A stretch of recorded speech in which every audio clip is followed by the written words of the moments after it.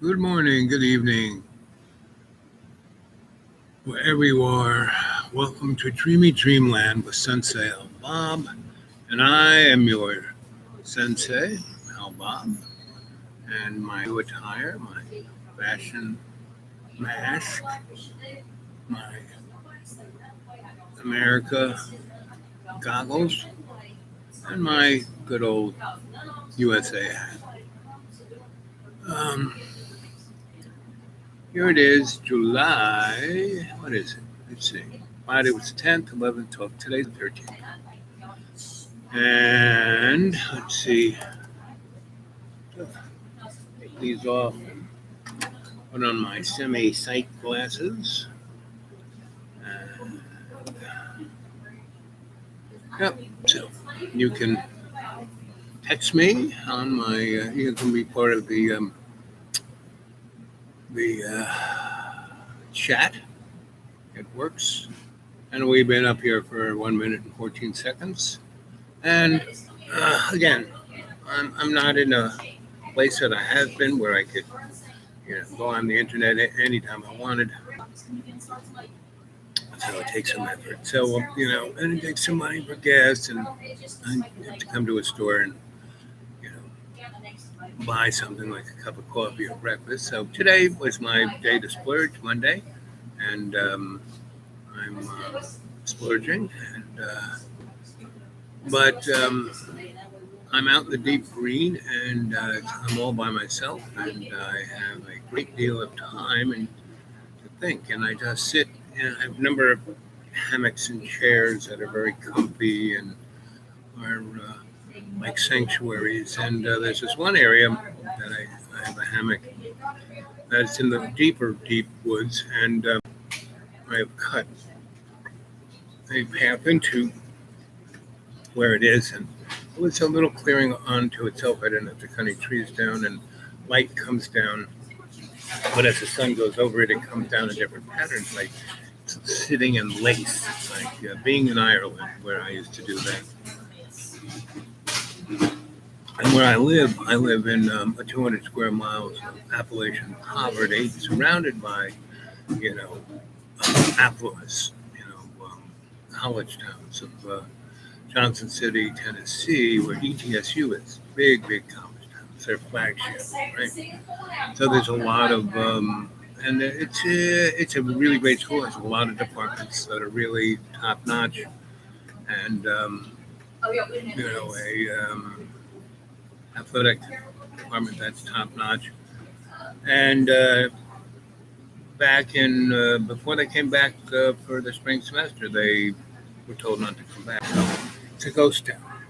Though there are industries there because it's in the Tri City. So there's Johnson City, Kingsport, and there's one other one. And they're all Kingsport is a very rich town. It's where Kodak had its chemical facilities. Has one of the largest liquid natural gas and liquid propane tanks underground, like billions of liquid gallons. And if there was an escape of that liquid and it turned into gas, it would be like an atomic bomb. It would probably, obliterate. I know it would, and not only that, but they take that propane and liquid natural gas and turn it into plastics. That's one of the magics of the petrochemicals. And so there are a number of plants that were very similar. They're like cousins of the plants that were in India and Bhopal that killed all those thousands of people. So those tanks ever exploded, it would destroy those chemical plants and release billions of tons of toxic waste. And it's right in the valley of the Appalachian and the Blue Ridge, and the wind comes west to east. So it would take that stuff, and it would definitely wipe out Blacksburg and Roanoke and probably Charlotte, North Carolina, and into Pennsylvania, and into D.C. and into New York and Philly and Boston. And they've done modeling of it, and they said, yep. And when they shut everything down, they furloughed 80%, 90% of the workers at these plants. And so it's just a skeleton crew watching out for all this unbelievable, dangerous stuff. So it's very strange times, and that's just around me. God knows what's going on all over the place. So, and that's so I don't really have access to TV or the internet, so I don't really see stuff until I come to a place like this, get on the Wi-Fi, and take a look. And I just spent a good, let's see what time is it now.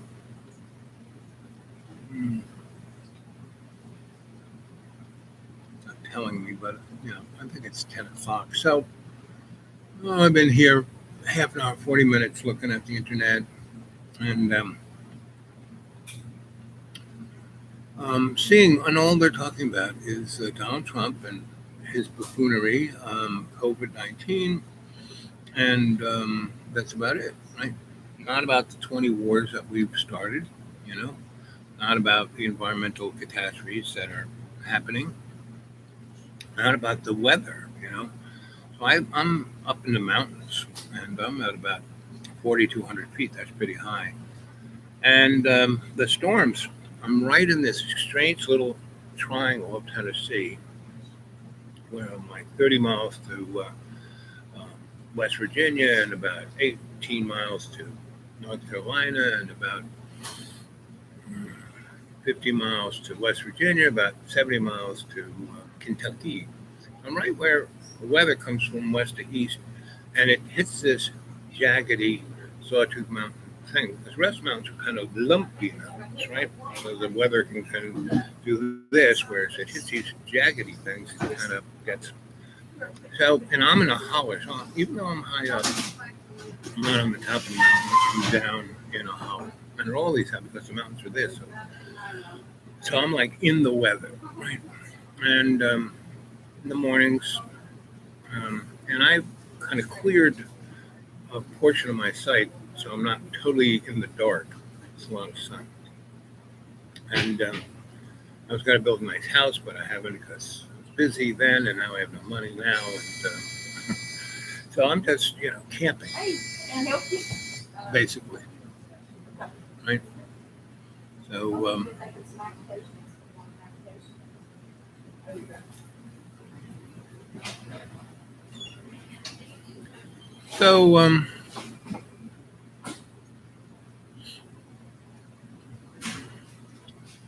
anyway, so the other day when that semi-hurricane hit the East Coast, I could see the edge of it came to us. It didn't really affect us, but I could see it, this thunderstorms and stuff. And so,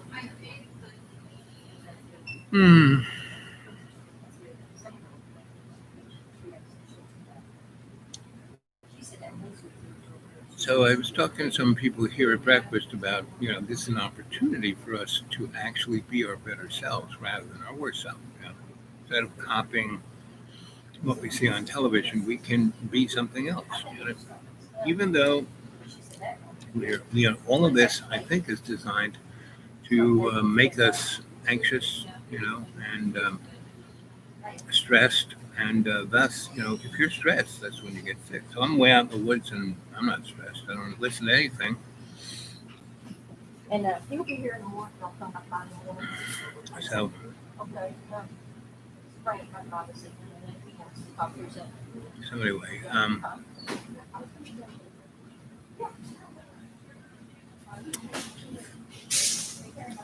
and these, hey, miss. Hang on just a minute. Okay.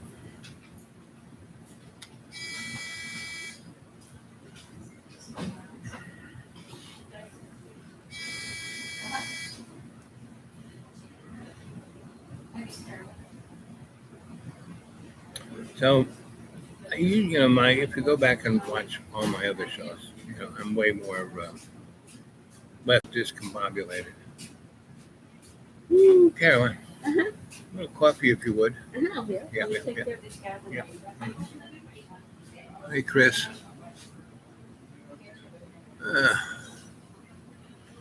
Chris, what neck of the woods are you in? And are you discombobulated? You know,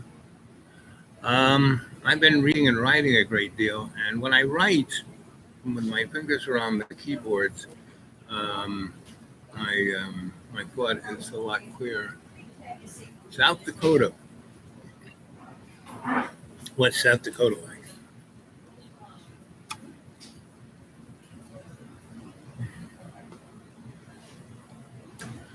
Is it hot?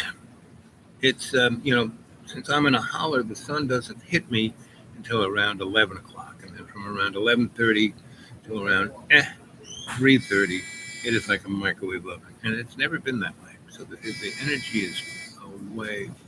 Can't complain. Good. That's the way to be.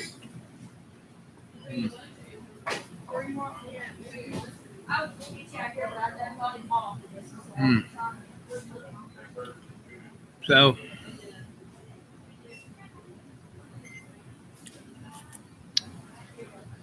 my sense is that we're going to have, an October surprise, and to have one to have some kind of effect, it's going to have to be one heck of a surprise. So if I had money to bet, I would say alien invasion, right? And virtually every war we've had, I mean, going back to the revolution, has been a red flag. Explaining, a certain group has an agenda they want to accomplish, so they complain and stoke the fires of discontent, so they can get what they want, and it's not what is needed or is best for the masses. And this in Poland,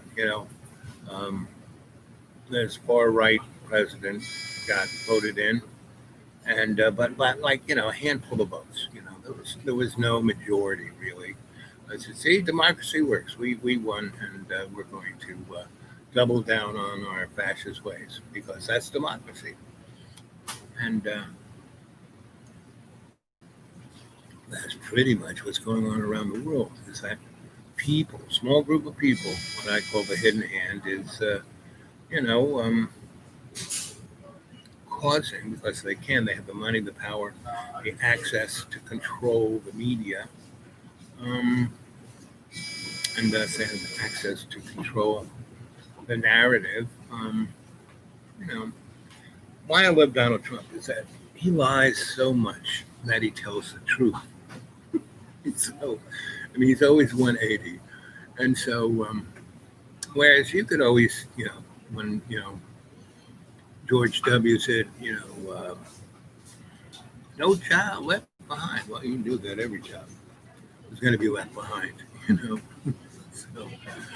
LBJ said we had to have a war on drugs, meaning he was going to bring drugs into the hood and have a war on the people. War on crime. That means anybody who's not rich and, what do police, serve and protect? Rich people's property. The hidden hand, yep. And, the hidden hand, the organization is the high table, and they manipulate, represent, and elect the powers that shouldn't be of the sock puppets and morons, right? So, I'm right. You're always right, Missy. Am I? Yep. I don't know about that. Well, a good deal of the time. What would you need, man? Fill me up a little more coffee. And you do the mastering right. When you walk up to a person, you put it up, right? Uh-huh. You should tell that to your girl. Do what? The new girl. Yeah, she ain't got to it yet. She ain't got nothing in it yet. Yeah. So, how hard is it to, when you walk up to a person to do that?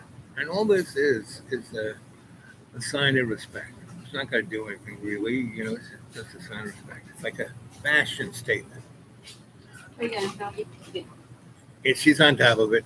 And woo. So I don't have to call you back. I'll just clean the cup after you. Yeah, there, girl. Thank you, Miss. Anyway, so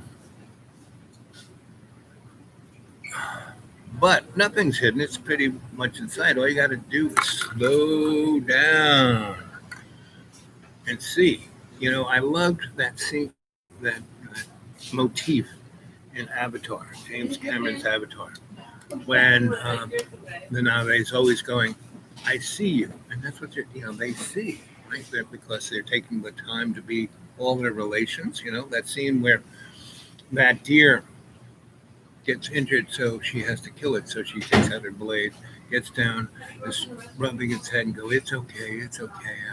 I love you, and thank you for offering yourself. We will eat you, and you will feed Nave, and we love you." That she was seeing, she was sharing, she was being part. It's not what we do. We are so disconnected. So,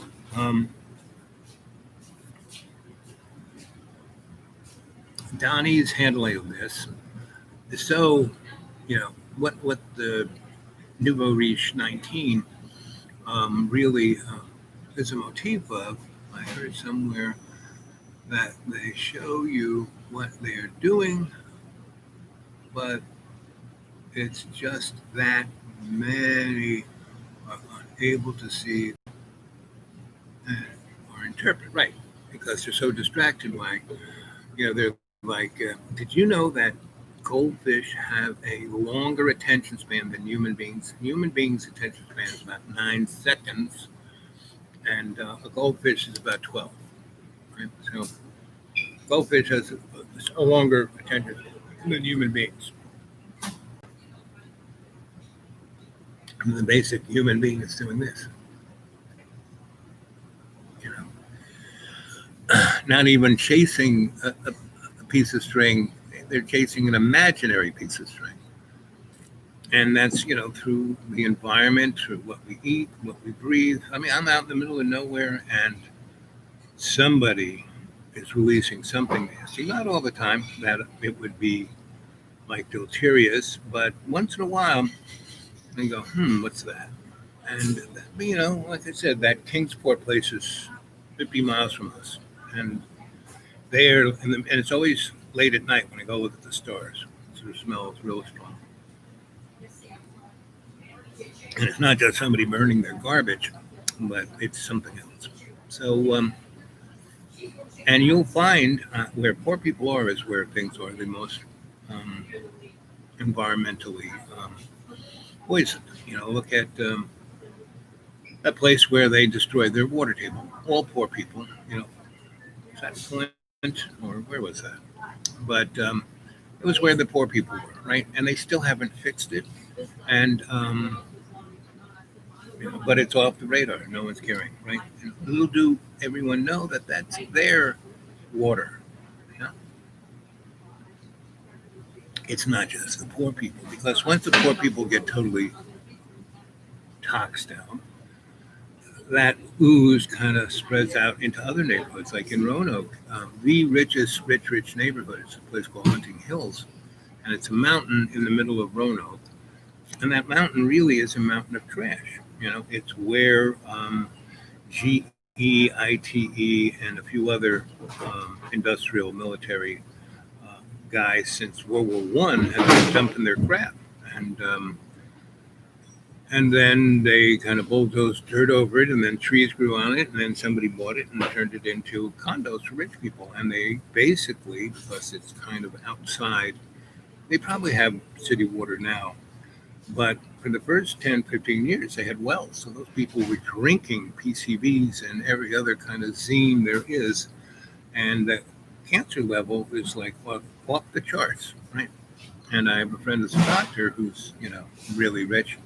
And he was an oncologist, right? And everyone in all of the condos around him got cancer, right? And his wife got cancer and died. And I said, "Did you ever test yourself?" He goes, "Oh, no, I'll never test myself for cancer." That's when you know you got it.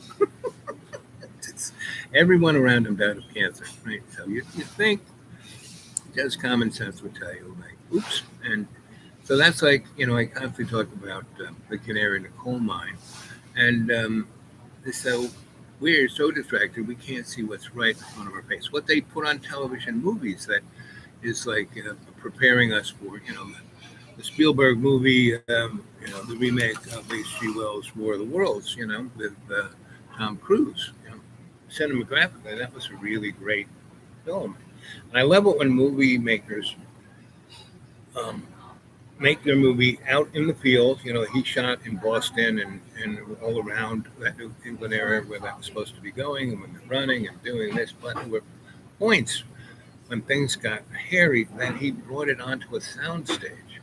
So you could see right in front of you the difference between what's there in reality, what's on the street of Boston, and then what's on the sound stage. And that is a tipping of a hat. Hey, kids, when you see this, know that it's being manufactured. That and yet most people don't even are aware of anything. So, but I'm out in the middle of nowhere, and so it's pretty easy for me to see things because it's so black and white. So the weather, I guess it was Friday evening. I was right in the middle where it was clear as day, at late and I had lots of stars. But over there to the south was the hurricane that was hitting New Jersey and North Carolina. And over here was a storm that was going up into Illinois. And behind me was a storm that was hitting Kentucky. And now none of them, the edges were all around me, but none of them hit me. Because the forces of each of these were keeping them from me. Right? So straight above me was and so there is no light, there is nobody nearby me. There's no truck stop, store, no bright lights. So I get to see the stars really, really, especially when the moon's not there. When the moon is out, man, it's like daytime. It's really amazing. And so,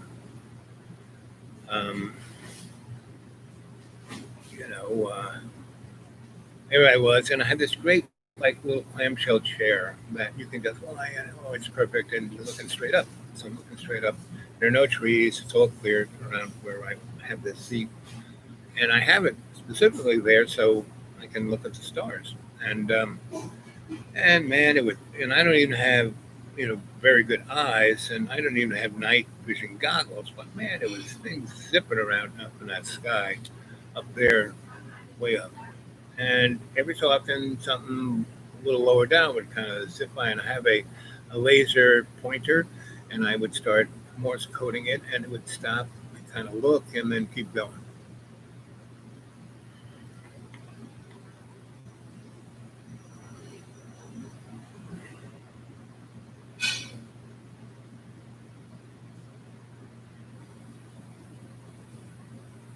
Yes, that's an interesting, experiment there that Chris is talking about, where you put yourself in the middle of speakers, and that's guys on the stage, they have these gigantic speakers on either side of them that are just in front of them, so they're not hearing it, right? And if they did, they'd be blasted out of eternity. And that's where monitors were made, because when the Beatles did their show, which was their last big show at Met Stadium, they couldn't hear themselves because some moron put the speakers like kind of behind them, so they were being blasted out by their own music, so they couldn't even hear what was going on. And so they complained, and instead of moving the speakers up, they just put speakers in front of them so they could hear, and that's what monitors are. So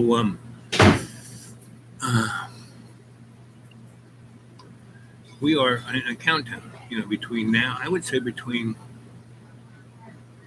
the 17th of July and the 23rd of September, we will have another, and it's not the spike of the nouveau riche 19. It's because, that's happening now. And basically the guy, Mr. Hyde, who, clearly thinking.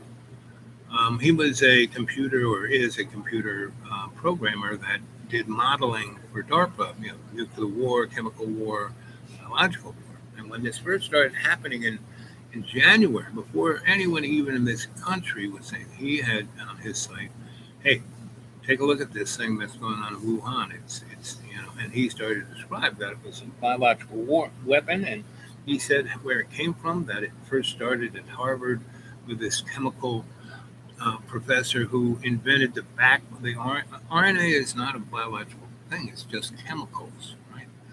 It's things that trip your body to do stuff, right?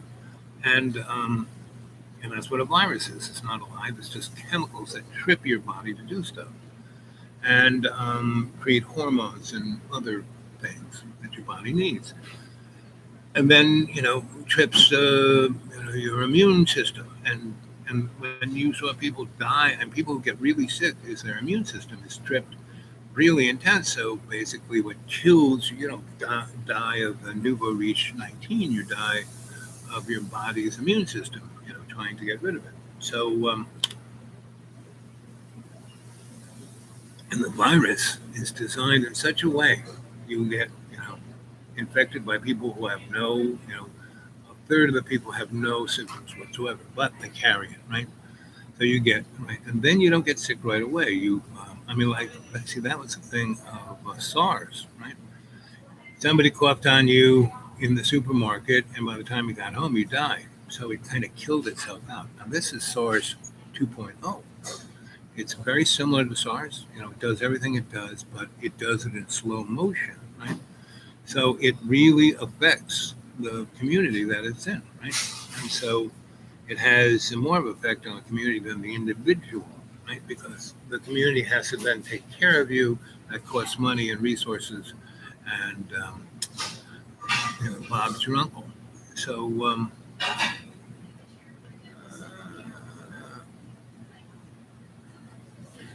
Chris, you want to experiment? I used to be a CB guy, and if you have CB, right, and you tune 3 CBs to the same frequency, and then key the mic, and that means transmit the signal, you will transmit a scalar wave, right? And if you do that if you build yourself a audio amplifier, and in it you build smaller little amplifiers to reproduce what's coming in to be amplified, 3 separate ways into the main amplifier, you will create a scalar wave. And what will be very interesting is that you will hear the music in a scalar way instead of just your speaker pumping out waves that move the air into your ear. Scalar energy goes into your body. So when you hear this music, you will hear, because when the performer puts it down in a recording studio, not only does the sound go onto the tape, but everything else, all the shamanic energy, all the spiritual energy, all goes on that tape. But it's not reproduced. But when you have a scalar amplifier, it is. So, man, if you listen to that music, you feel the emotion of these artists. And that's what's so important about live shows, that you're feeling the emotion of the artist. Right? And John Birmingham, which is where most of you found me on his show when I talked about my friendship with Jimi Hendrix and David Bowie and the old clone, which I have repeated in more detail on this channel, Dreamy Dreamland with Sensei Al Bob. So go watch my old shows. So I'm pushing close to 1,200 shows, and they're all up there. I don't take them down. But there have been a lot of really great YouTube channels that have been taken down. I don't see Mr. Crowhouse. I don't see any of his stuff. It's not coming in. And a woman who had Truly Graceful, I don't see her new shows.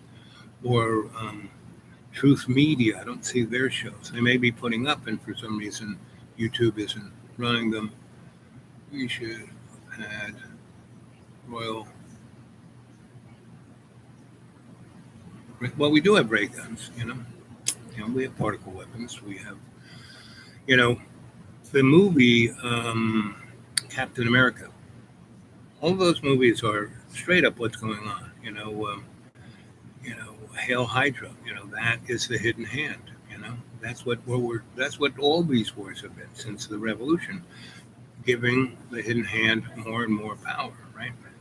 And it shows how they capture that great, Red Mask's scientist, and he becomes DARPA, and that's exactly what Operation Paperclip was. When we brought 70,000, not 400 nice Nazis, but 70,000 Nazis, and basically they made our CIA. The whole, go look at Truman's National Security Act of 1947. It's straight up the Nazi. The Germans lost the war, bombed into the Stone Age. The Nazis won the war. And that's where we are now. That is the October surprise that we're going to have. It's the implementation of Hail Hydra into our thing. And Donnie, it's been foretold he's 45 is going to be the last president, right? From that point on, we're just going to have emperors, right? And our first emperor is going to be Mike Pence the first. So, and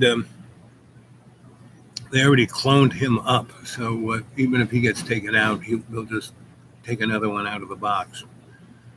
So that's what we're heading for, And all these conspiracy theorists, guys, and that's all they are, And there's nothing wrong, Conspiracy. What's a conspiracy? When more than two people come together to get over on the masses and do it in secret, that's a conspiracy.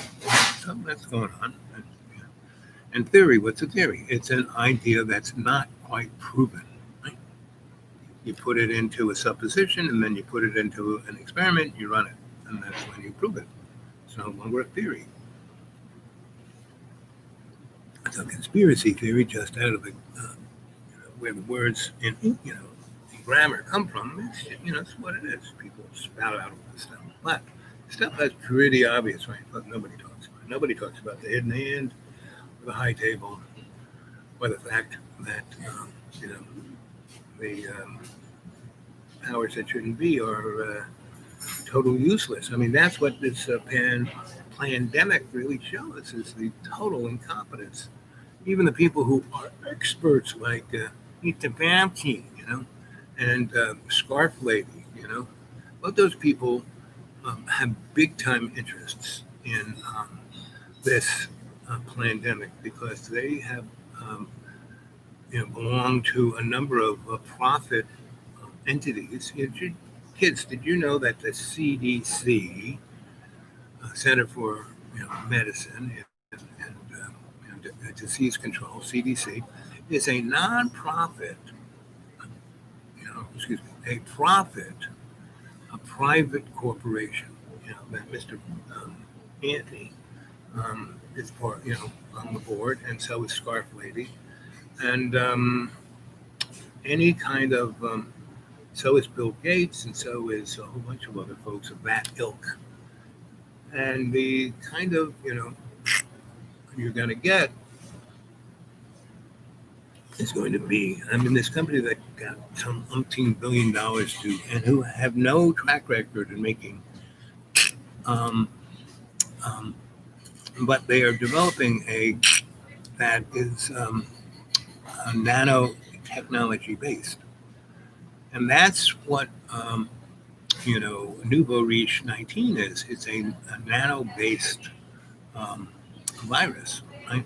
So its backbone was built by this Harvard chemist, who then went up to Canada in Edmonton into one of the world's greatest genetic engineering laboratories and worked on it for a couple of years. And then that was sold to the Chinese. And a bunch of those guys went over to China, to that Wuhan lab where, their security and their, they don't have a, level 6 lab, it looks more like your kitchen, They had guys chopping stuff up with razor blades in shorts and flip-flops, and wearing masks like I am.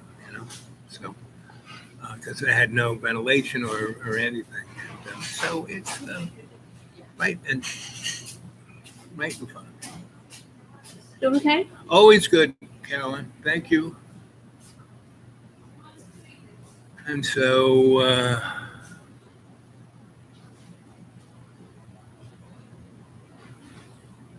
have you heard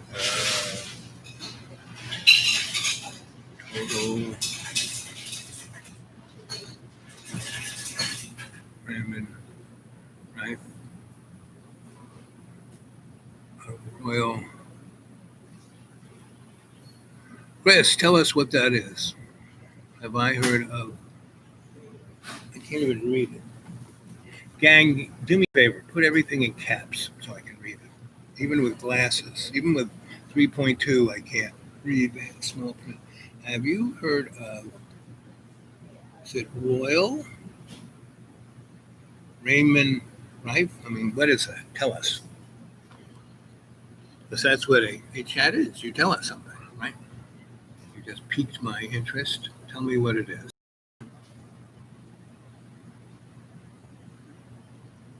Ray gun. Well, ray guns, Tesla had a ray gun, That's what scalar weapons are. And we've had those since the 1890s. The Germans had them in World War One. They had these big horns that made certain frequencies that can do. Well, we'll do it then, Chris. Do it. Explain to us what that is.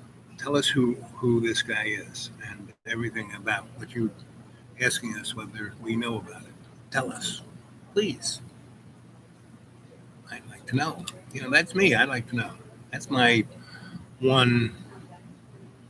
What's my raison d'etre? Reason to live is for me to know, to understand.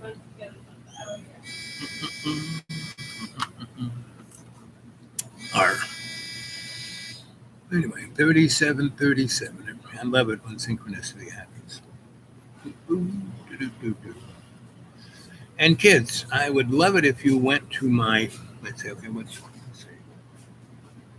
You create a frequency ray gun, something like that, back in the 50s, 60s.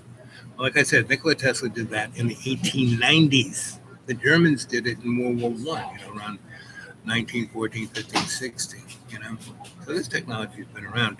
The Germans sent a bunch of their scientists to the United States, to California, to do exotic research out of everyone's eyes, in the 1820s. And they had perfected gravomagnetic propulsion, not like what we got today, but, it made things lighter than air. So they didn't need to burn a fire under a bag, So, and they were called airships, and it was in Petamundo, right, which is where Lockheed is today, where they have the skunk works.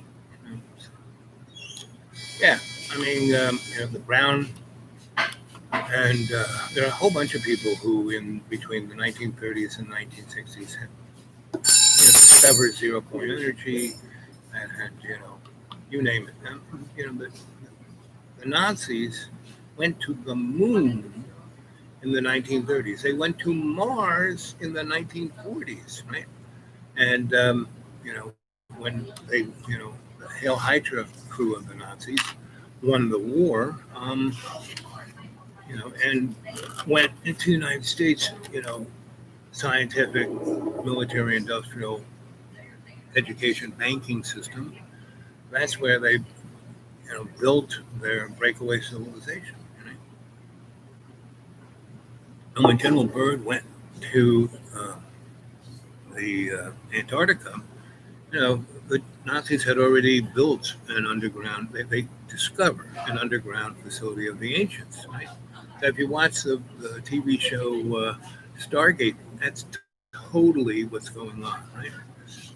Again, what's right in front of your face. Right? Media, especially films, movies, TV, have been there to pre-program us So let's accept this stuff.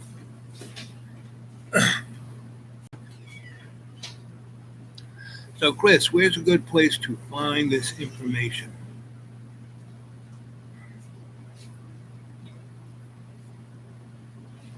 Let's see what Google has to say. Uh,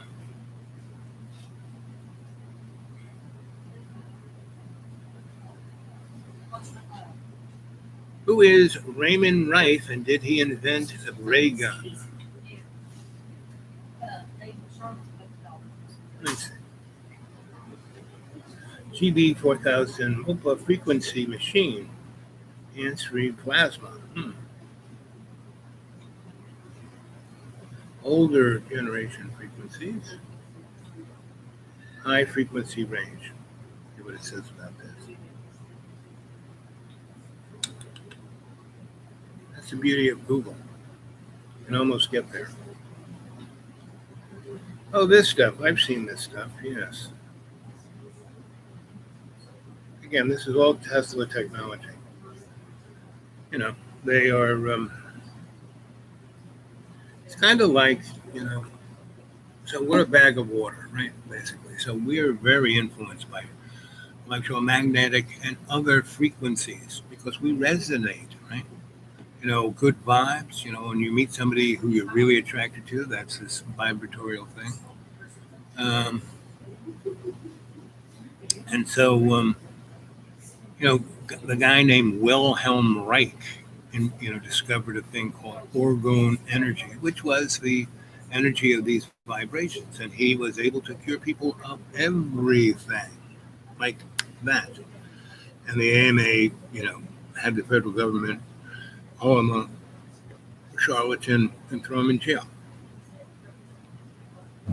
And they had the Congress pass, this is during the McCarthy things when everyone was scared of everybody in the 50s, and they passed a rule that owning or having or clutching any books, magazines, or any information written by Wilhelm was a treasonable act. You could be thrown in jail 30, 40 years.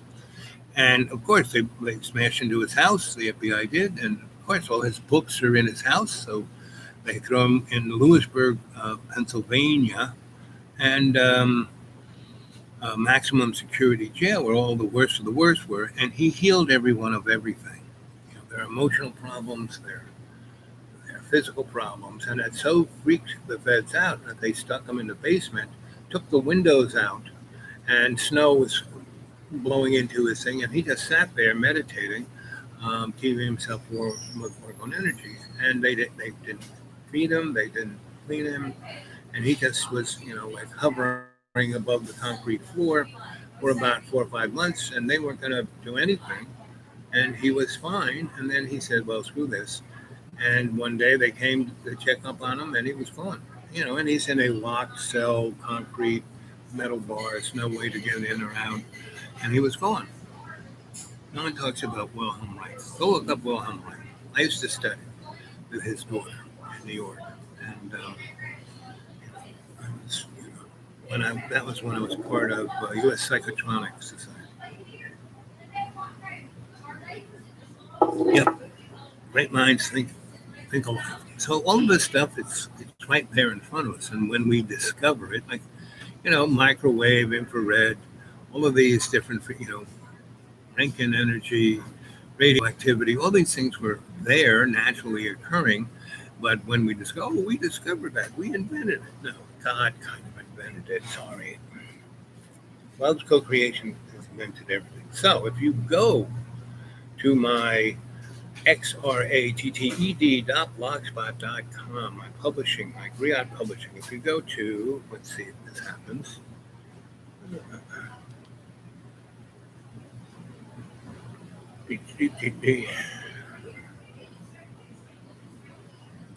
Griot Publishing.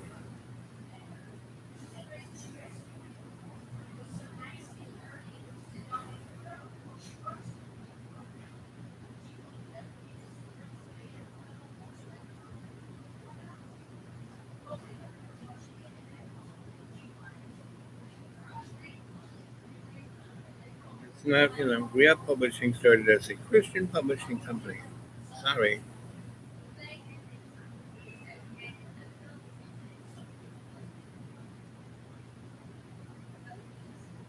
Well, I guess they started before me.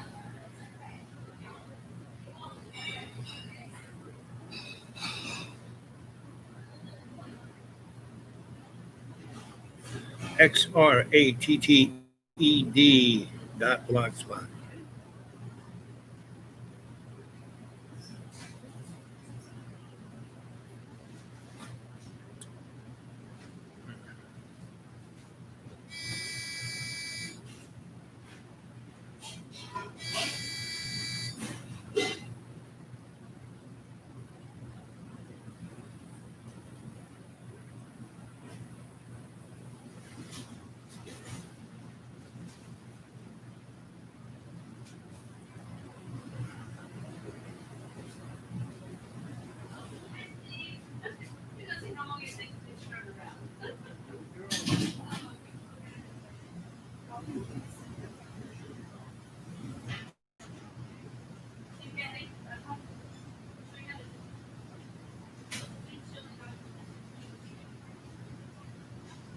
It doesn't even go to my site. But it's X, not EX, X. Anyway, let's see what that is.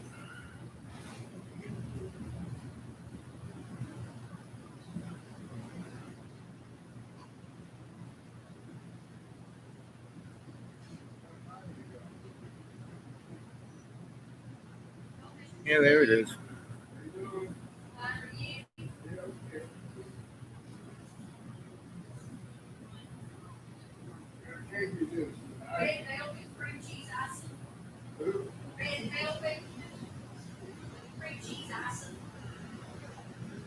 Yep, there it is. Re-Up Publishing. GRIOTTE. I spell it differently. And that's XRATTED.blogspot.com.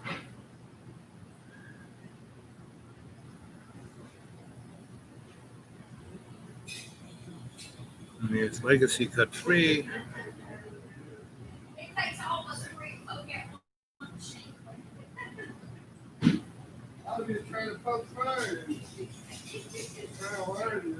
Yep, there it is. So Legacy is the novel I'm working on right now. And this is the 8th rendition, and I'm soon to put up the 9th, right? So go read that, That'll get you to a place that you can see what I'm writing about, right? And my writing has been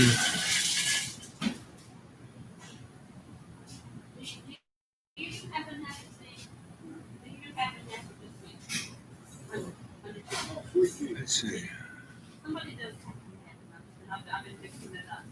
Pretty much I notice everything. What happens when you are a person who actively listens, right? Who actively sees. I see. I'm a seer. Why I can read people like a book is that I listen to them and I see them. I went to school to become a shrink, master's in social work, which is the best degree to have. You can do anything, right? Whereas if you're a counselor or a psychologist, that's all you can kind of do. But an MSW, you can do anything you want, right? And that was given to me. I was running a program, and my boss said, we're publishing everything your research is, and I see you only have these engineering degrees, and so to give you validity, you need an MSW. So he opens his drawer, he pulls out a piece of paper, he fills in a few blanks, he goes, now you have an MSW. And I got an MSW from Duke University and University of North Carolina at Chapel Hill, two of the most prestigious, institutes. And I did, work in the early 60s at Duke. I was like hiding in plain sight from my draft board. Um, and they had no idea I was there. But, there was 20,000 kids between UNC and Duke and Durham, and I was wearing my herringbone sports jacket and my corduroy pants and my penny loafers and clean shaven. And I I found a professor who needed someone to do research for him, so I got a pass to be able to go into their good library where all the books that, nobody gets to read, I could read. So I was in there. Not only did I have a carrel, like a little nook where I could leave my stuff, but there was a big, long table right behind me. And I got all the books that I wanted. I spread them off. And it had lights on the table, so it lit the books up really well without getting in your eyes.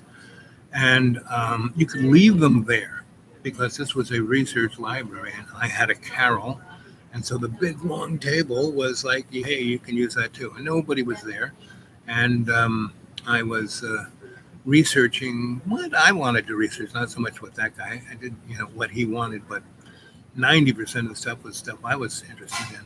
And so I was spread out all over there. And one day I'm sitting in my carrel and I'm like writing notes, and it was this in the days way before computers. And when I wrote, I really had to slow down and write so I could read what I wrote, because I write so fast that I can't even. The only person who could ever read what I wrote was my mother, and she used, I have to go into state to ask, Mom, what does it say? So anyway, I'm at my carrel writing in my book, and I hear some shuffling, and I turn around, and there's a very attractive woman. Leaning over, she's facing me from the other side of the table, leaning over at the books, and she's not touching them. She's just like looking at them all, and she's very attractive, and she has a low cut blouse that's showing all her amazingness. And I go, hi. She goes, boy, you have quite a diverse. What are you researching? And I said, well, I'm doing work for this guy, but this is a great library. So these are all things I'm interested in. And she goes, well, you go from electrical engineering to particle physics to psychology to anthropology to history to religion to, I said, well, they're all connected. And she goes, I'm just learning that. And I go, what are you here for? She goes, well, I'm getting my doctorate. And I said, you can't. You look like you're, I'm 19. You look like you're 15. And she goes, well, I'm 20 years old. I said, and you're getting your doctorate at 20? Boy. She goes, yes. I graduated. Why did she say she went to school? A really prestigious school. William and Mary, I think, with my psychology degree. And then I got, at Rockefeller University, Institute there in New York. She got her master's in social work. I said, well, that's great. And I said, what are you doing here? She goes, well, there's nobody there. She looks around. She goes, I'm working for DARPA. I go, DARPA? Defense Advanced Research Programs? She goes, you know what that is? I said, sure I do. She goes, no one knows what that is. That's top secret. I said, well, I know what it is. And I go, what are you doing? She goes, I am working with Dr. So-and-so with a group from the SEAL Corporation. And I said, you mean in California, those guys in California? Because I was studying, by that time I was, one of my great mentors was Madame Olga Hoover, who knew Madame Blavatsky, was one of the people of that whole movement in the turn of the century, 1910s and 20s. And she was almost, a man, this lady was older than old. And she was a short person, Olga, Madame Olga Hoover. She was about 4'5", and she had on Lexington a curiosity shop that had she had one of these windows that was curved, so when you looked in it, you couldn't see your reflection. So you didn't, unless you kind of leaned in and touched the window, you didn't realize there was a window there. And there was all this really amazing stuff in the window. And there was never anyone in the shop. And if you walked in, you really couldn't get past about a foot from where that window curved. And there was a whole other section to the shop. And then the whole back wall of that shop was a mirror. And it was the imaginary mirror. And that's what was keeping you from going in, because the stuff that you were seeing didn't really exist. There was a field there. And she had to come out, and she would come out from the mirror. You know, and she came out and said, "Yes, can I help you?" And when I was 9, I stumbled into that store.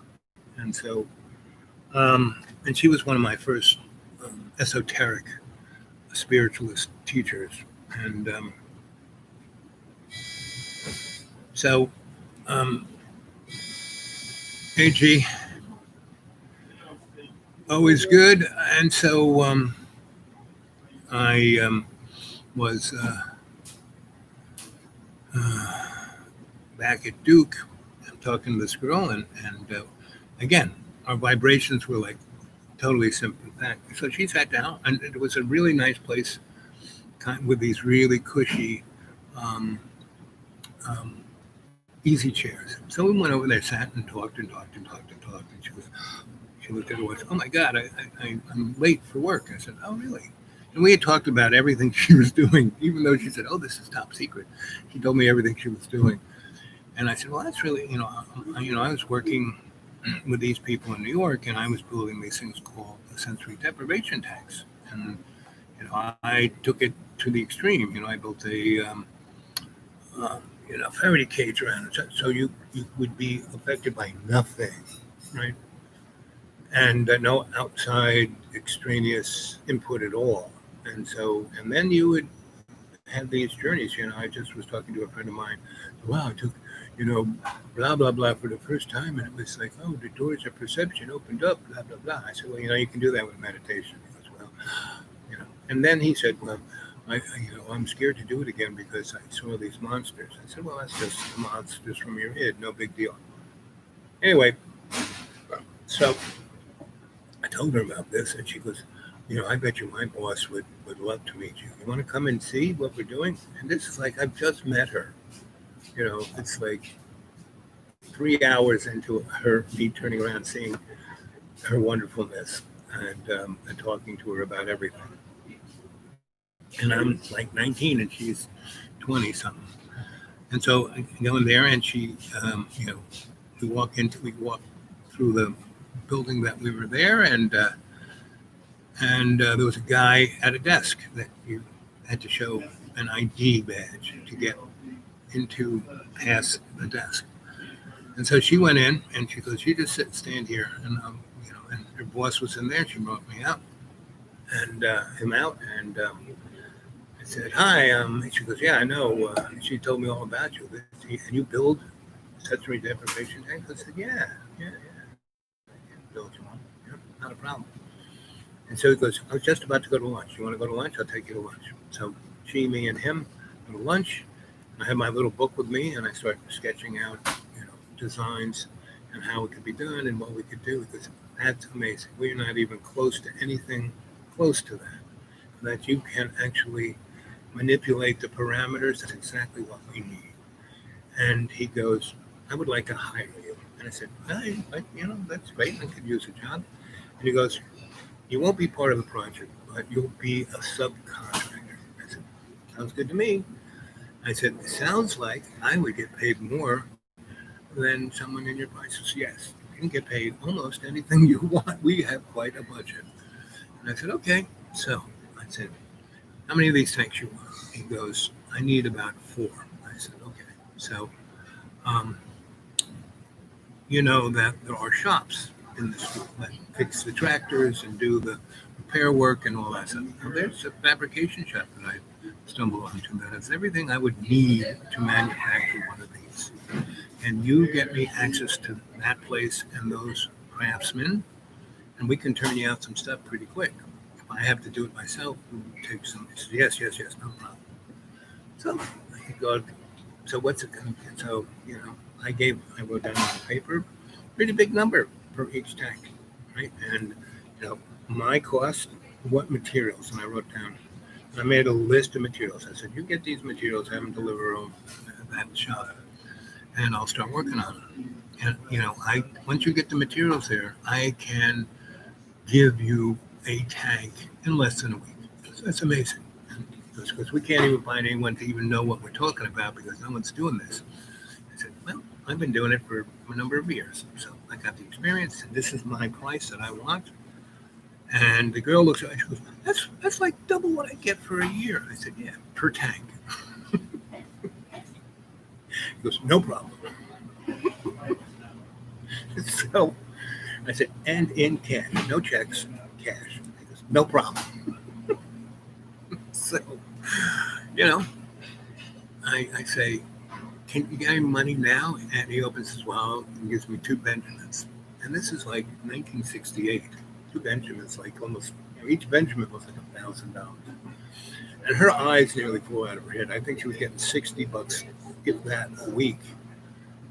But she was going to get her PhD, and she was, didn't have to pay for her schooling at Duke. So anyway, I said, let me take you out to dinner, sweetie.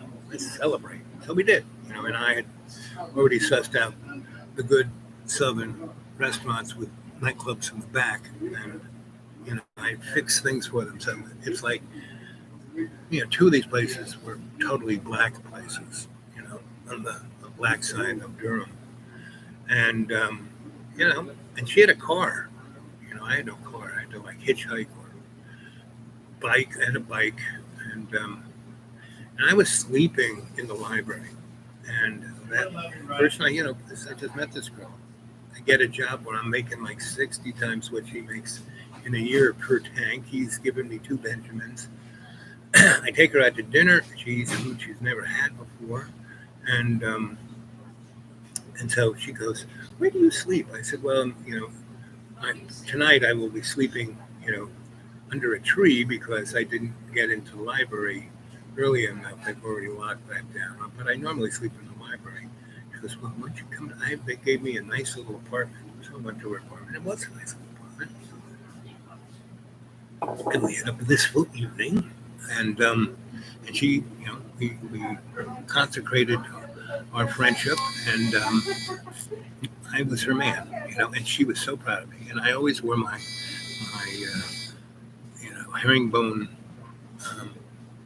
jacket with my white shirt buttoned to the top button, and my corduroy pants and my penny loafers. Because other than that, all I had was clothes like I'm wearing now, like a pretty t-shirt.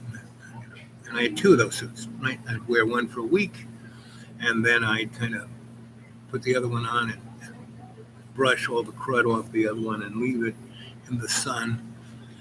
And I would try very hard not to get anything stained with food, I'd like put a garbage bag over my head when I would go eat, because I'm a mess when I eat. If you look at any of my clothes, there's always, piece of pizza stuck to my shoulder. So, she never had a boyfriend. She never quite had. She was so smart. She never really had boyfriends. But she was always so focused on, her what she was doing, what she wanted to do, where she wanted to go, how she wanted to. So, after I delivered the first tank, it was, and she was like, just a gopher researcher person. And because I was instrumental in this project, because what these guys were doing, because they weren't part of the government, they were a private corporation, a SEAL corporation, and they were contracted to develop super soldiers because they were studying mystics, people who could put a sword through their cheek, take it out, and it would heal up within half an hour, right? So they wanted soldiers who could take bullets and heal, and be like Wolverine. And so everything you see in these movies, X-Men and Captain America, it's exactly what's going on. And so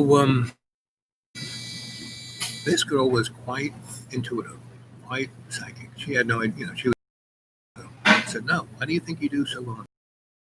Okay, she needs to get paid more because now she is like important. Now we're talking about something interesting. Your connection is unstable. Please wait while we try to reconnect. It's interesting. Every time I get into something interesting, remember, go to xratted.blogspot.com. Right? And, it's called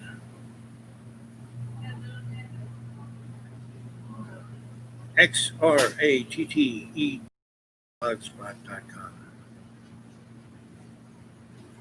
See, never takes you to where you want to go. So, xratted.blogspot.com. Go read Legacy, Legend, and all the cuts. I have all these short stories called Cuts. And I'd love some feedback. See what you guys are thinking about stuff. So you can get a hold of me at thedudeawake42 at Gmail. Thedudeawake42 at Gmail. Okay? So, what else can I say? We seem to be still running. Let's see. Yeah, I gotta go handle some business. But we'll be back. I'll tell you again later. Right, again, get a hold of me at thedudeawake42 at Gmail. And I'm going to look at my Gmail before I go. Leave the internet here. And what else can I tell you? Let's see, what time is it? Oh, it's almost 1 o'clock.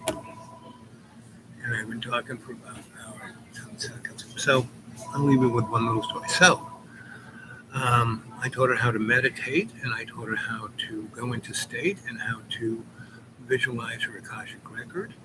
So when she tank, she wouldn't just masturbate, because that's kind of what everyone does when they first go in there, because they get so relaxed and so quieted down. The only thing that pops up is their libido. So anyway, and I said, just move sideways from that and go into your Akashic record, right? And save that libido energy for when we get home at night. And so she would spend hours on that tank. So I built 3 more tanks, right? And then started to build test equipment and started to build protocols. And with each one of those things was a different contract, more money. So I was getting, didn't have to pay rent, didn't eat, have to pay for meals. We'd go to the place where the students eat, and I got a little lunch card to go to. The only real, kind of on the books I I had this card to go eat at the teacher's commissary, which was really a lot nicer than the students. Students was great, but, and students, you didn't have to show anything. You just go in and get a tray and get what you wanted to eat. The teacher's restaurant club, they called it professors club. Anyway, it was in a beautiful top of a building, great view of Durham, and they had waiters, and they brought you food. You had 4 or 5 choices that day of what you wanted, like a fish, a meat, a vegetable, and lots of sides, and it was really great cooking. And so that's the only real registration of that. When someone said, "Are you going to the school?" and I pull out my professor's diner's card, and okay, professor. Anyway, and so I said, what you need to really, you need to have no restrictions when you go in the tank. So, we're going to have a nice little dressing room over here. You get undressed, but you hang your clothes, right? So you can hang up your nice turquoise robe and get into the tank naked. And that's why most people and masturbating, because they have no distractions in there. And every time she went in there, she got paid almost more for her going into that tank than she did for her week's salary, right? So she was happy. She was getting paid pretty good. And so we were moving along in 4 months, and I was happy. I was making things, and I had a little shop to work on stuff. I had a bench. Had the guys who were like fixing the golf carts and the this and the that and making stuff for other guys. Now they felt like, wow, we're doing something interesting. And so I had my own staff, and I got them paid more when they worked for me. I was happy. I had my little meal card, and I was had a beautiful place to stay with this girl, and had a girlfriend, and working on really interesting stuff. And so about the fourth month, and I made them 4 tanks. I had made them all this test equipment. I had done protocol work. I was building a database without computers. And he said, Al, we have been so successful. We have drawn the interest of our corporate, oligarchs, and they had looked at everything you've done and said, where'd you get this stuff? This is great. Who did this? And I had to give them your name, and I did. And then about a week after those guys left, the FBI showed and said, so where is this guy? And I told them, I really don't know. He's not here now.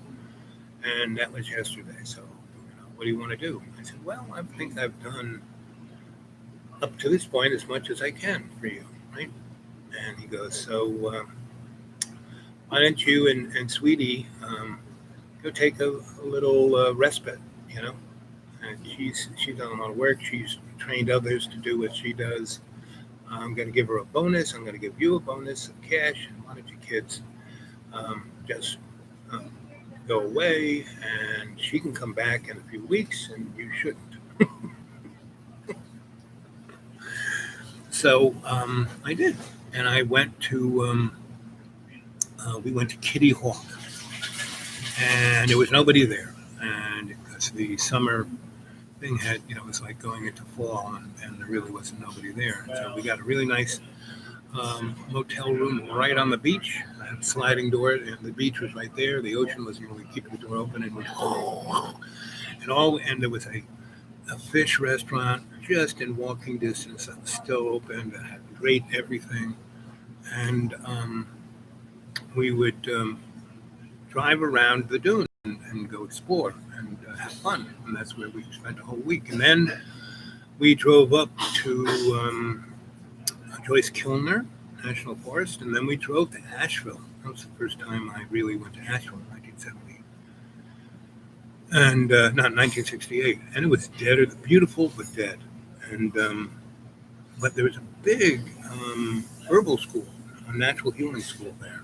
And we spent about a week there, and they had these beautiful little cabins right into town, right along Broadway, where the stream went up to where the forest was. And this guy was world-renowned herbalist, right? There were more herbal cures in those Blue Ridge Mountains than they were in the,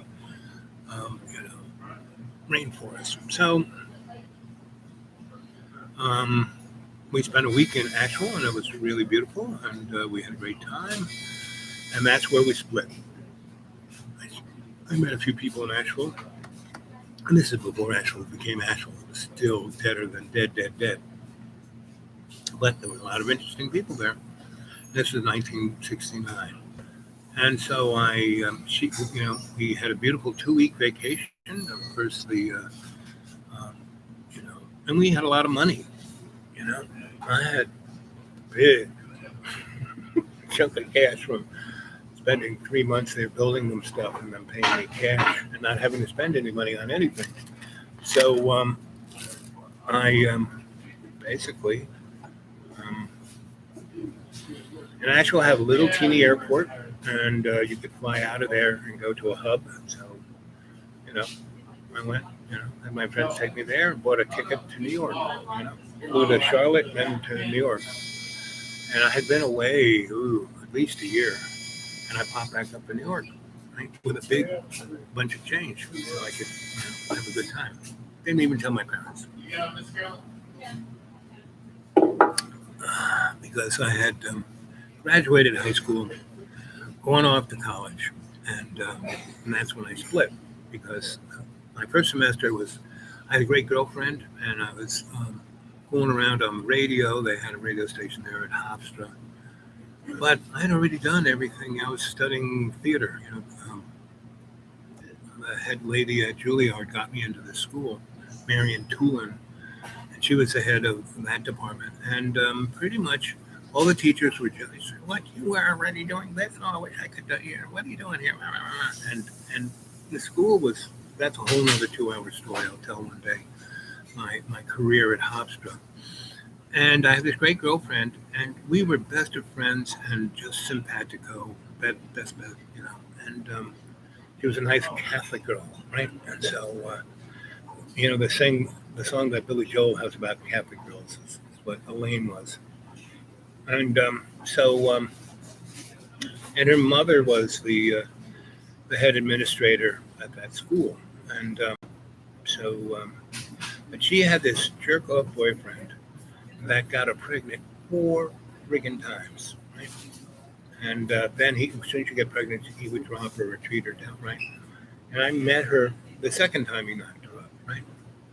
And then we were best of buddies and had a great time. And the third time he knocked her up, and this is before, abortion was legal, but there were different states that you could do it. New York State had it. And so I knew from doctors that you could get it done, and it was, So, I did that.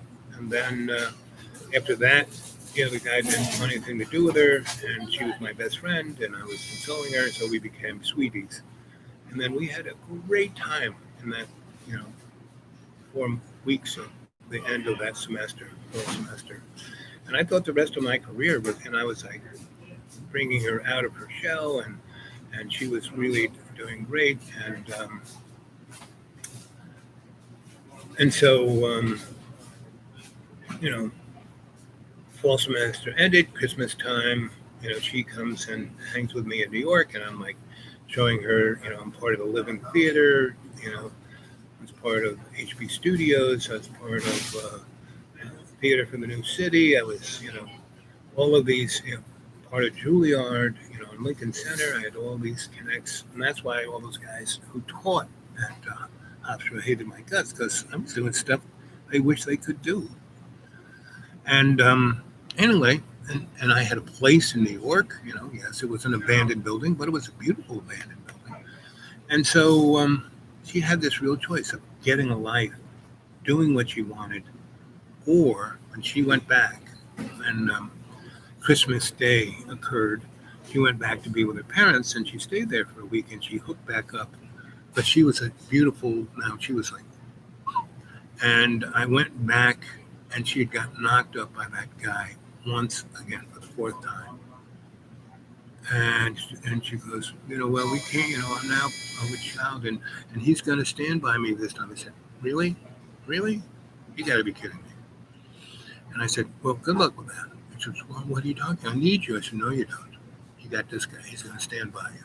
Right? I was a teenager. And so I was waiting online at the bursar to sign up for my classes, and I was going to study law or something different than theater. And I get to the bursar, and I say, can I do, you got to do this. You got to do that.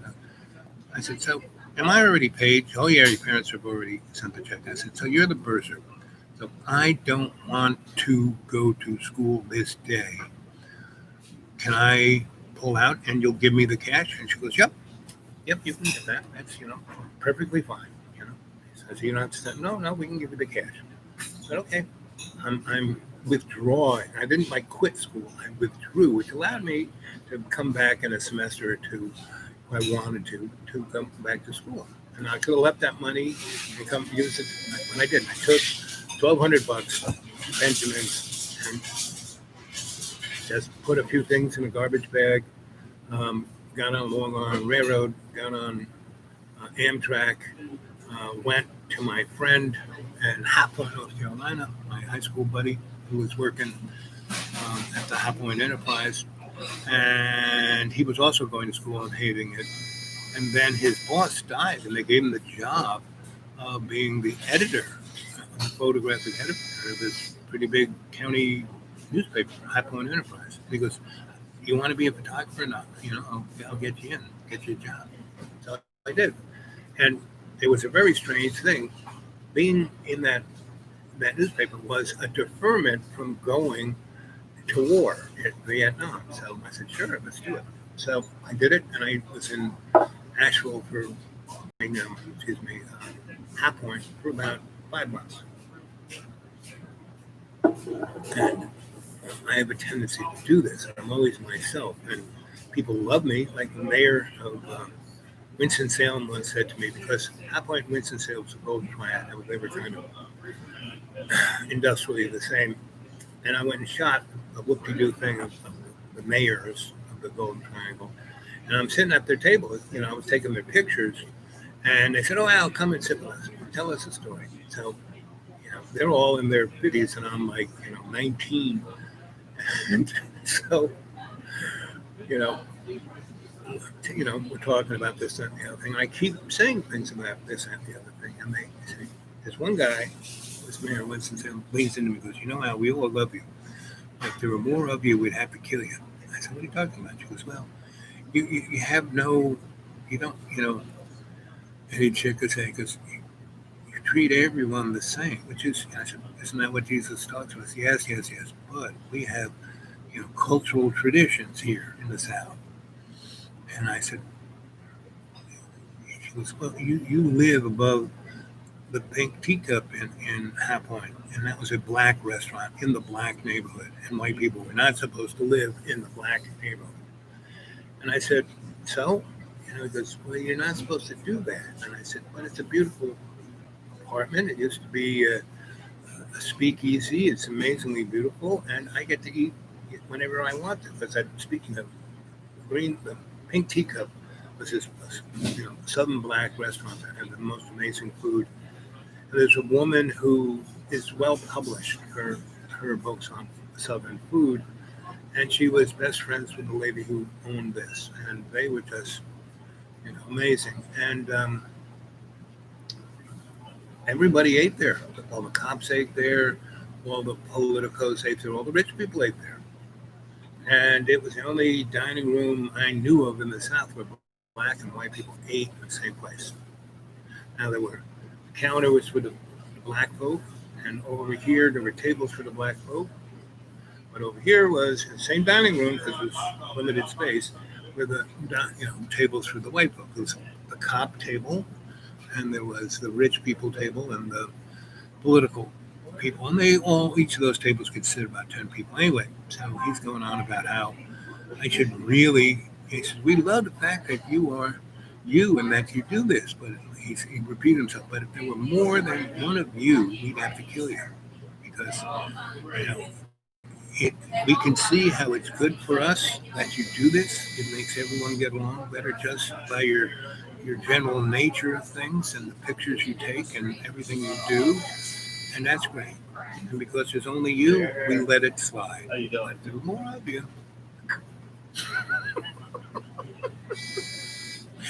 And another client of mine once said, "Al, you have a limited warranty and a limited audience. Not everyone likes who and what you are and what you do. Now, if they don't, if you can wear them down, they can come onto your side." And that's why you're successful as a negotiator. You wear people down. But in the general public, and you're really good at being invisible, so the general public don't really notice what you're doing or how you're doing it. So with that, my brethren, I'm going to say pitch later because I got to get off and do stuff, and it's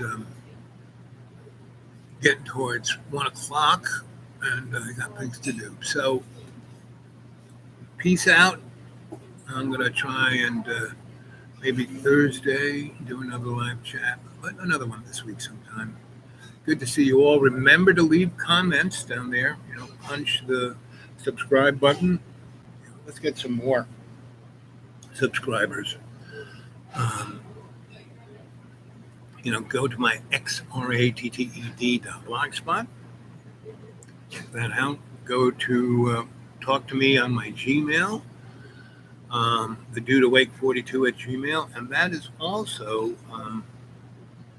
where my PayPal is. I mean, I live on $400 a month, which I can do comfortably because I live out in the middle of nowhere. And right now, the berries are out, the mushrooms are out.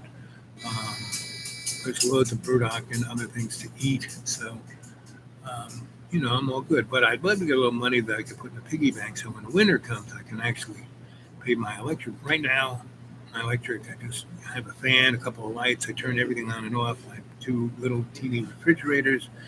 My electric bill is about $20. Wintertime, it can get up to $70. So I need to start saving some money for that. Otherwise, I will be an ice cube. I was very blessed to be able to stay at my neighbor's place, but he's gone. And but it always works out, So I'm not worried. I'm never anxious. I don't worry. Peace, folks. Yep. See y'all. Love you. So remember to get a hold of me at the dude awake 42 at Gmail. Throw something in my PayPal. And I'm going to look on my Gmail now. I know somebody's been writing. I haven't been in the internet world for a few days since last time I saw you, which I guess was Thursday. So, that's about it. I'm going to be able to come see you guys, once or twice a week, give or take, maybe longer, more, less, who knows.